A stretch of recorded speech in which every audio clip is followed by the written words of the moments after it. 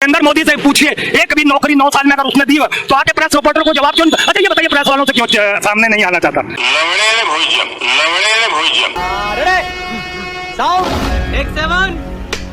Breaking news. और आपको बता दें, थोड़ी देर पहले प्रधानमंत्री नरेंद्र मोदी मॉस्को पहुंचे। प्रधानमंत्री जब वहां पहुंचे तो राष्ट्रगान हो रहा था, लेकिन प्रधानमंत्री बीच में ही आगे बढ़ गए। This is India's moment.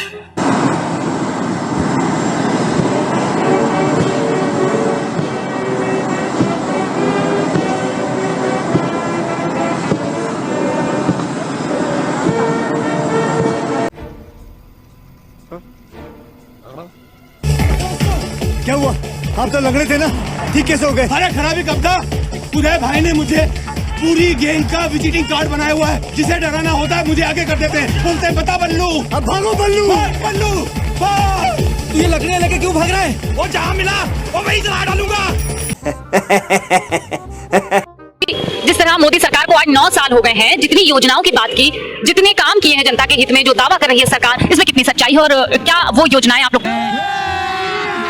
अभी मजा आएगा ना भिड़ो। तो मैं यही कहना चाहूंगा कि आज 9वीं बरसी है हमारे देश की जनता की, क्योंकि काम तो कुछ हुआ नहीं है। बहुत बड़ी बात आप बोल रहे हैं, बरसी बोल रहे हैं। हाँ, बरसी है, हमारी 9वीं बरसी है। ये क्यों बोल रहे हैं? इतना खफा क्यों है सरकार से? सरकार से खफा नहीं है, हम सबसे खफा हैं। बात तो सही है। सरकार के किसी नाम से या किसी मोदी से या किसी पर्टिकुलर आदमी से खफा नहीं, हम उनकी नीयत और नीति से खफा है।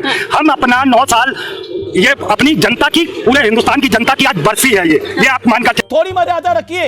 9 साल में लेकिन मोदी सरकार तो कह रही सबका साथ सबका विकास, कई योजनाएं, इतनी बड़ी बड़ी योजनाएं आई, 9 योजनाएं जो जनता के हित में उन्होंने लेकर आए।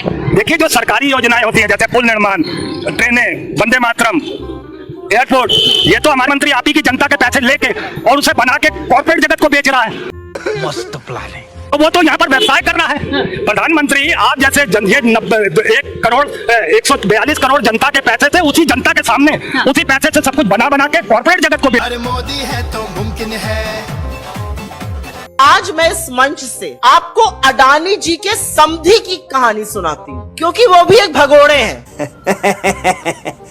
वो भी देश पर करोड़ों रुपए की चपत लगाकर मेहुल भाई और नीरव भाई की तरह भाग चुके हैं। अडानी जी के समधी हैं, उनका नाम है जतिन मेहता।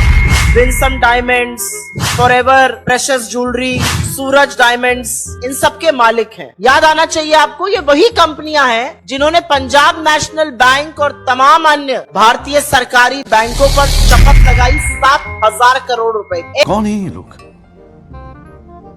कहां से आते हैं? 1 बिलियन डॉलर की चोरी कर ये आदमी हिंदुस्तान से भाग गया, दूसरी जगह का नागरिक बन गया और सरकार ने आंखों पर पट्टी और मुंह में दही जमाकर कुछ भी नहीं किया इसके खिलाफ। जब सच्ची नियत के साथ काम होता है तब सही विकास होता है। ये जतिन मेहता अडानी जी के समधी की कहानी है, लेकिन हम ये कहानी इसलिए सुना रहे हैं क्योंकि जतिन मेहता के भागने में, उनके पैसे के गबन में, उनकी काली करतूतें पूरी तरह से अडानी स्कैम से जुड़ी हुई हैं। अरे बाप रे, ये तो धोती खोल रहा है। मीडिया को इन्होंने कह दिया, वो तो मीडिया की तरफ से इनका बायकॉट होना चाहिए।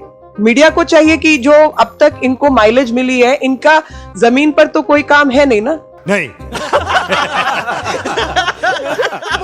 तो सुबह से शाम तक इस पार्टी का जो अस्तित्व है वो मीडिया करके है। मीडिया को देखना चाहिए ऐसे लोगों का क्या करना है। और अभी तो रुको, क्लाइमैक्स अभी बाकी है। तो यहाँ आपने देखा मीनाक्षी लेखी जो है केंद्रीय मंत्री है, महिला सांसद है, लेकिन पहलवानों के मुद्दे पर कुछ नहीं बोला और जिस तरह भागी है वो सब आपने देख लिया।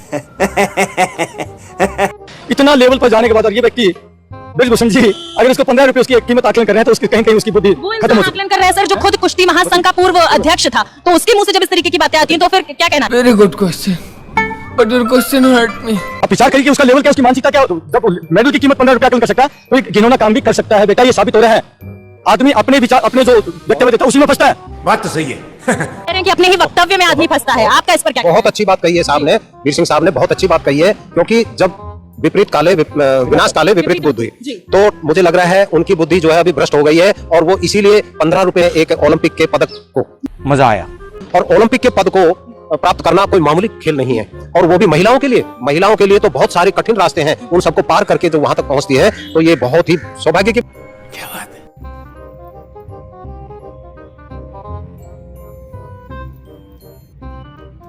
अबे जल्दी बोल, कल सुबह पनवेल निकलना है।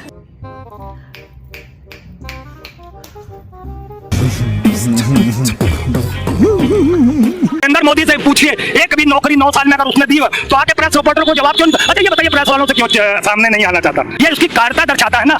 थोड़ी मर्यादा रखिए।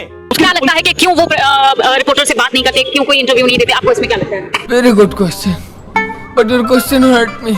मैंने कहा ना पहले भी, मैं कई वीडियो में कह चुका हूँ, वो 4 रूप में आता। अक्षम, निर्लज का, ये हमारे प्रधानमंत्री का आचरण। वो किसी भी लायक नहीं है हमारे देश का प्रधानमंत्री। उसने देश तो कह रहे हैं कि 9 साल में देश कहां से कहां पहुंच गया। मैंने कहा देश नहीं पहुंचा है, फिर आप लोग झूठबाजी करती हैं। वो देश नहीं पहुंचा, वो पहुंचा। मैंने अभी आपको क्या कहा, वो हर चीज आप ही के पैसे से बना के कॉर्पोरेट को बेच रहा है, और आप कह रही है कि वो देश का उद्धार कर रहा है।